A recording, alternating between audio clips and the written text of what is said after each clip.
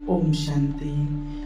कई लोग कहते हैं मेरे साथ ऐसा क्यों हुआ है, मैंने ऐसा क्या किया है। तो आज आपको प्रैक्टिकल में एक सत्य घटना बताते हैं जो प्रैक्टिकल में हुआ है कि जो कुछ भी मेरे साथ होता है वो मेरे ही कर्मों का फल होता है, चाहे इस जन्म का हो या पूर्व जन्म का हो।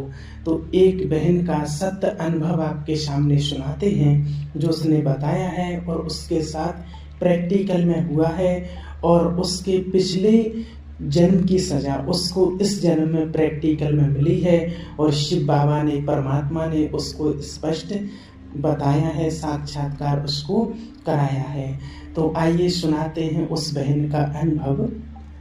वो बहन बोलती है, मेरे शरीर का नाम नेहा है, मैं उत्तराखंड में रहती हूँ और वास्तव में हमारे संकल्पों में कितनी शक्ति है उसके ऊपर में मैं अपना अनुभव शेयर कर रही हूँ।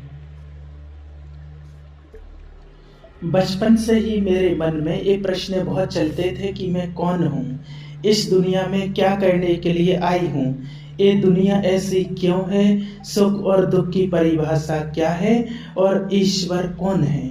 11 वर्ष की उम्र से ही मैं सत्संग देखना शुरू किया।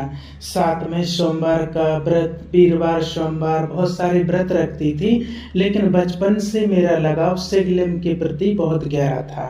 समय आगे बढ़ता गया, मुझे राधा कृष्ण का प्रेम बहुत आकर्षित लगता था, यानी निर्विकारी प्रेम, और मेरा मन इन कल्पनाओं में रहता था कि कोई कृष्ण के जैसा साथी हो। समय आगे बढ़ता रहा ईश्वर की तलाश में और मन छटपटाता रहा ईश्वर की तलाश में। कहीं आशाराम बापू, निराकारी बाबा, सदगुरु, स्वामी सबको सुनती थी, सब अपनी जगह सही थे, सब कुछ सब अच्छा ही बताते थे, लेकिन मेरे प्रश्नों का जवाब किसी के पास नहीं था। मैं दुनिया की गंदगी को देखती थी तो मन घृणा से भर जाता था। स्त्री पुरुष के बेकारी रिश्तों से एक प्रश्न चलता था कि ये रिश्ते भगवान कभी नहीं बना सकता, लेकिन समझ में चारों तरफ वही था। प्रेम के लिए बहुत भटकन थी, लेकिन जो प्रेम मुझे चाहिए था वो इस दुनिया में कहीं नहीं था।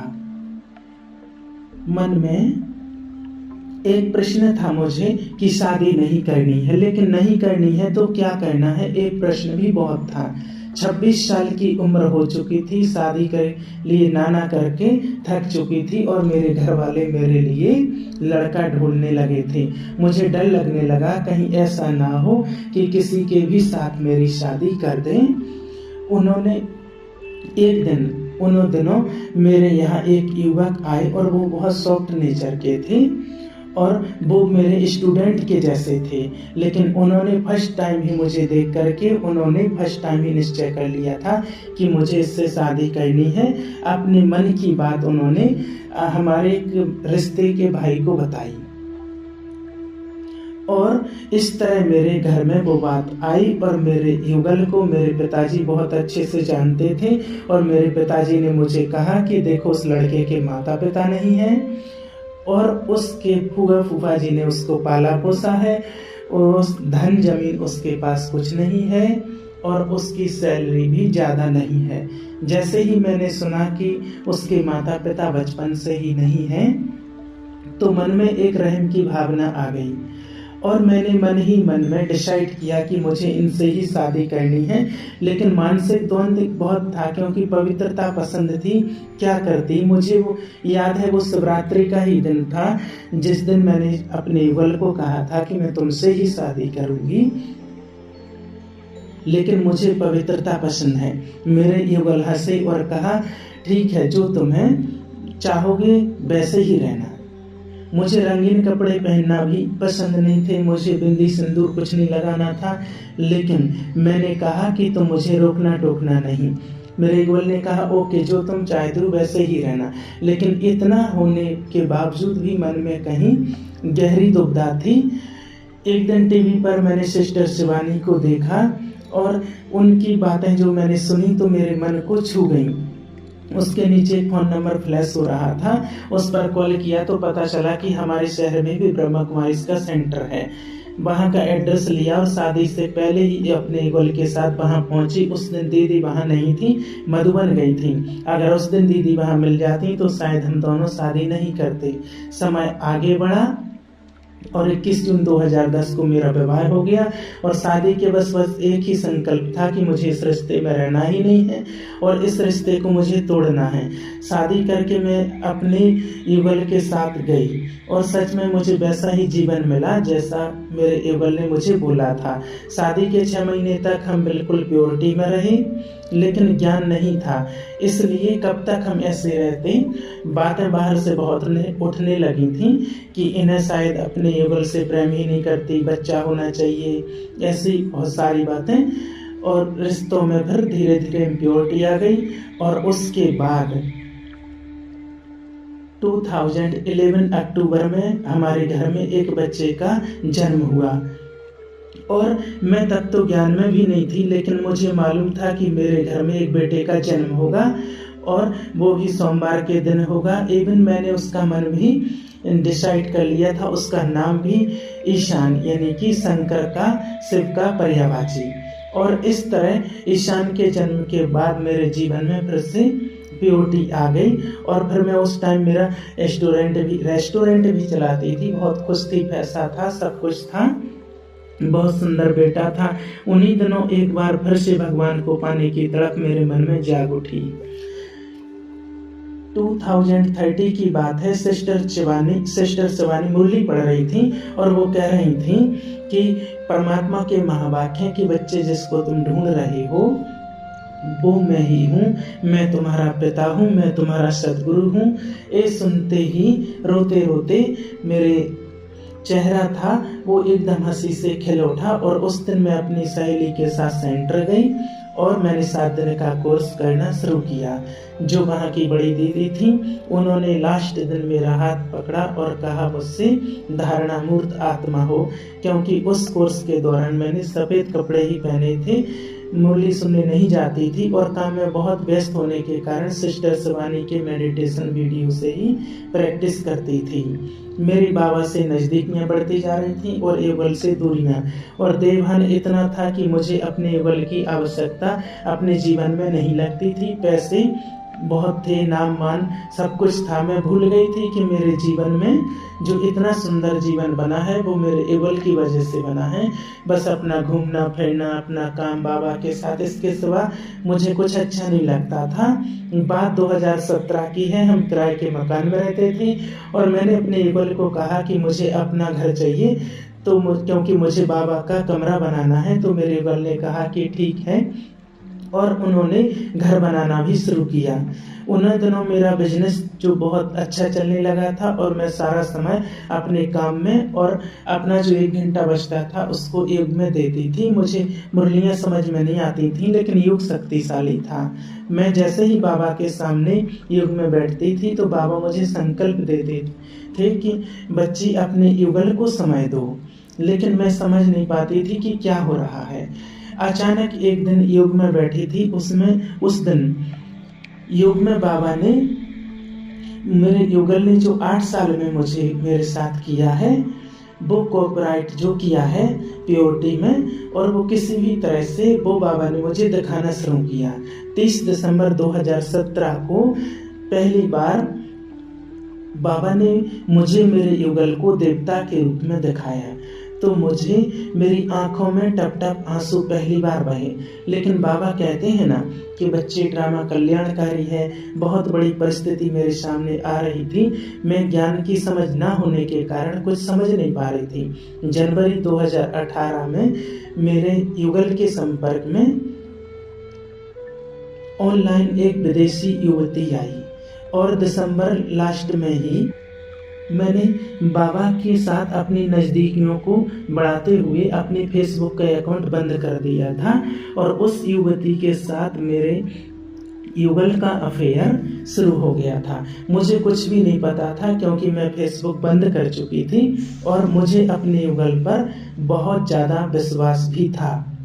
एक दिन मेरे युगल ने मुझसे कहा कि मेरा एक दोस्त बेंगलोर में रहता है और मैं वहाँ जाकर के बिजनेस करना चाहता हूँ। तो मैंने लापरवाही में ऐसे ही कहा कि मुझे पैसे की ज़रूरत नहीं है, हम दोनों कमाते तो हैं।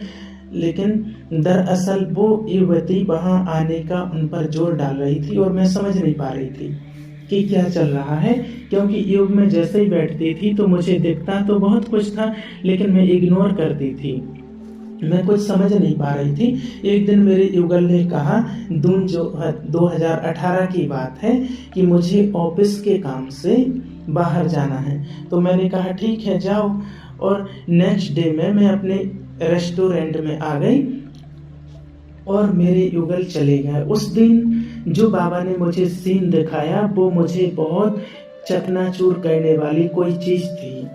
वो था मेरा भरोसा। मेरे युगल को भरोसा बहुत था मेरे युगल पर मुझे। और उनके जाने के बाद मेरे रिश्ते की देवरानी ने मुझे फ़ोन किया और कहा कि भाभी आपको पता है भैया अपने कुछ दोस्तों के साथ थाईलैंड घूमने गए हैं। और जैसे ही मैंने सुना और मेरा माइंड पूरी तरह घूम गया, क्योंकि मेरे युगल मुझे लंबे समय से बहुत बातें झूठ बोलते आ रहे थे। मैंने उनका फेसबुक अकाउंट चेक किया तो मेरे होश उड़ गए। उसमें वही फीमेल थी जो बार बार लंबे समय से बाबा मुझे योग में दिखा रहे थे। मैं सारा माजरा समझ गई, लेकिन मैं इस बात का प्रूफ दूसरों को कैसे देती कि मेरे युगल का अफेयर चल रहा है। एक पल में मेरी नफरत और ईर्ष्या की आंधी चलने लगी और बाबा के साथ योग में बैठी और बाबा ने कहा कि योग करो और शुभकामनाएं शुभ भावनाएं दो। मैंने योग किया, लेकिन नफरत इस कदर थी कि शुभ भावना का कोई नामो निशान ही नहीं था। मैंने अपने युगल को एक पत्र लिखा और उसमें मैंने जो भी उनके साथ मैंने गलत किया है उसके लिए माफ़ी मांगी, हर बात की माफ़ी मांगी। और जब मेरे युगल वहाँ से लौटे तो मैंने वो लेटर उनके सामने रख दिया। लेकिन वो समय निकल चुका था, क्योंकि मेरे युगल के लिए मैं और मेरा बेटा कोई मायने नहीं रखता था। उन्होंने बस ठान लिया था कि उनको यहाँ से छोड़कर सब कुछ जाना है, लेकिन ये बात मैं किसी के सामने नहीं कह पा रही थी, क्योंकि मेरे साथ कोई प्रूफ नहीं था। अचानक उनका फ्रेंड मेरे यहाँ आया और उन्होंने बोला कि मैं आपको सब कुछ सच सच बताता हूँ। उन्होंने बताया कि कैसे उनका अफेयर चला, कैसे वो वहाँ स्पेशल उसके लिए गए। तो ये जो बदले की भावना जो मेरे हस्बैंड के लिए मेरे मन में आई, वो बहुत गहराई तक आ चुकी थी। उनसे बहुत गहरी नफरत करने लगी थी। मेरे युगल को भी बहुत अपमानजनक लगा कि मेरे सारी बातें उनकी बाहर आ गई। और मेरे हस्बैंड ने दोबारा क्या किया, अपना फ़ोन स्विच ऑफ करके वो यहाँ से चले गए। और जब वो जा रहे थे तो उससे एक दिन पहले मुझे बाबा ने फिर बोला कि बच्चे पासपोर्ट उठाओ और पासपोर्ट फाड़ दो। बाबा ने मुझे दिखाया कि कोई फीमेल उनके ऊपर ब्लैक मैजिक करवा रही है। मैंने उस चीज़ को भी नहीं माना, क्योंकि मैं इस चीज़ों को नहीं मानती थी। बाबा ने खुली आंखों से दिखाया, लेकिन बाबा ने मुझे कई बार समझाया, लेकिन मैंने नहीं माना। पांचों विकार मेरे चरम पर बहुत जागृत हो चुके थे। बहुत भारी दबाव से मेरे युगल बहुत भारी दबाव से एक बार मेरे युगल 18 दिसंबर 2018 को फिर से वापस तो आ गए, लेकिन हमारा रिश्ता तानों से भरा था, जली कटी बातें और मेरे युगल का बहुत झगड़ालू व्यवहार। और मुझे पता नहीं था, समझ में नहीं आ रहा था कि मुझे क्या कहना है। एकदम झगड़ा ही झगड़ा होता रहता था, लगातार नेगेटिव थॉट्स। 31 जनवरी 2019 को मैं रेस्टोरेंट जा रही थी, लेकिन उस दिन मन बहुत डरा था। और सच में उस दिन मेरे युगल मुझे और मेरे 8 साल के बच्चे को छोड़कर फिर चले गए। सब कुछ बंद। मैं असहाय थी, क्योंकि हम इंडिया से बाहर कुछ नहीं कर सकते थे और मैं समझ गई थी कि मेरा जीवन यहीं तक इनके साथ है। उस दिन 1 फरवरी का दिन था। उस दिन मैंने बाबा को कहा था कि तुम सच में भगवान हो तो मुझे अपनी संतान कहते हो, तो मेरे साथ एक क्यों हुआ, मैं ये सब कुछ जानना चाहती हूँ। नहीं तो मैं अपने 8 वर्षीय बच्चे के साथ आत्महत्या कर लूँगी, क्योंकि मेरे युगल ने मेरे ऊपर जो गलत इल्ज़ाम लगाए हैं वो मैं बर्दाश्त नहीं कर सकती हूँ। 1 फरवरी 2021 को मैंने 21 दिन की भट्टी रखी। मैं मास्टर सर्वशक्तिवान विघ्न विनाशक आत्मा हूँ, ये भट्टी शुरू करी। ये बात कोई मान सकता है कि पूरी दुनिया से मुझे गहरा वैराग आ चुका था और बाबा यही तो हमसे चाहता है।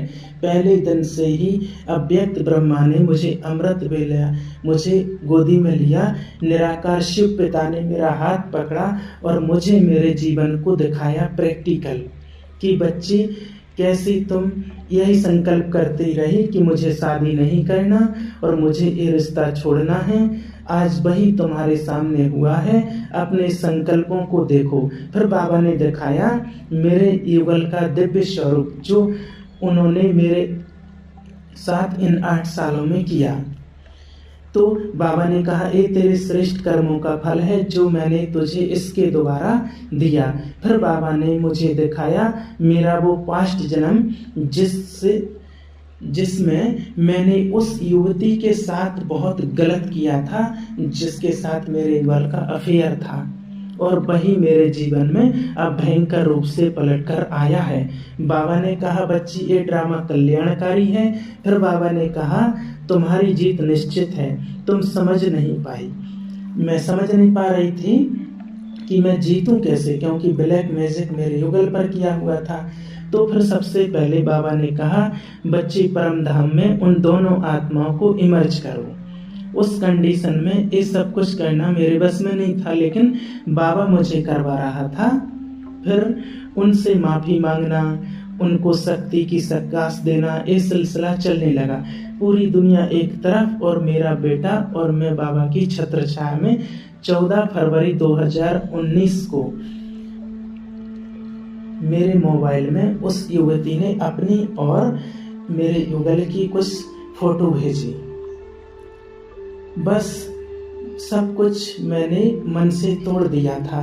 अब मुझे कोई फर्क पड़ने वाला नहीं था, क्योंकि बाबा ने सब कुछ कर्म फिलोसॉफी मेरे सामने खोल कर रख दी थी, सब कुछ बता दिया था। मैं साक्षी दृष्टा बन चुकी थी। सारे संसार की आत्माओं को जो जीवन में खेल हो रहे हैं ये मुझे सब देखने लग गया। ये सृष्टि रंगमंच है और मैं बाबा के साथ बैठकर सब कुछ देखने लगी। मैं यहाँ बैठकर जो संकल्प करती थी वो मेरे युगल के पास पहुँचता और वो हलचल में आ जाते थे। रात को मैं बैठकर अपने युगल को पवित्रता की सकाश भेजती रही। 8 अक्टूबर 2019 को 10 महीने पूरे होने के बाद मेरे युगल फिर से एक बार लौट कर आए, पर उनको देखते ही मेरा मोह फिर से जाग गया और मैं फिर से बेकारों में चली गई। लेकिन उन दिनों बाबा डायरेक्शन दे रहे थे, वो मुझे तलाक देने के लिए आए थे और ये सच था कि मेरे युगल मुझे हमेशा के लिए छोड़ने और मेरे बेटे को लेने आए थे, और वो अब भी उसके कनेक्शन में थे और अब अति भी हो गई थी। और मैंने फिर एक संकल्प किया कि अब बहुत हो चुका है, अब मुझे मेरे युगल को उस दिव्य स्वरूप में लेकर के आना है जो बाबा ने मुझे दिखाया है। मैंने युग में मेरे युगल को सफ़ेद कपड़ों में बेस लगाकर और मुरली पढ़ते हुए महसूस किया। और आखिर में वह दिन भी आया। बाबा की गीता पाठशाला मेरे घर में खुली और 18 जुलाई 2021 में मेरे युगल ने और मैंने अपना ये जीवन मन बुद्धि से बाबा को संपूर्ण समर्पित कर दिया। उस दिन से आज तक हम दोनों और हमारा 10 वर्षीय बेटा भी बाबा के यज्ञ में बाबा की सेवाएं कर रहे हैं। तो ये सब मैंने इतना बड़ा अनुभव जो शेयर किया है, दरअसल मैंने इसलिए किया है कि जब हम ये कहते हैं कि हमारे जीवन में जो हो रहा है वो किसी और की वजह से हो रहा है, तो कभी भी ऐसा नहीं होता है। हमारे जीवन में जो हो रहा है उसका कारण सिर्फ और सिर्फ हम हैं, और हमारे संकल्पों में ही सबसे ज़्यादा पावर है। हम जैसे संकल्प करते हैं वैसा ही हमारा जीवन बनता है। इसलिए बहुत सोच समझ के अपने संकल्पों का चुनाव करें। जो आप चाहते हैं आपके जीवन में हो, आपको सदैव वही संकल्प करने हैं। अच्छा, ओम शांति।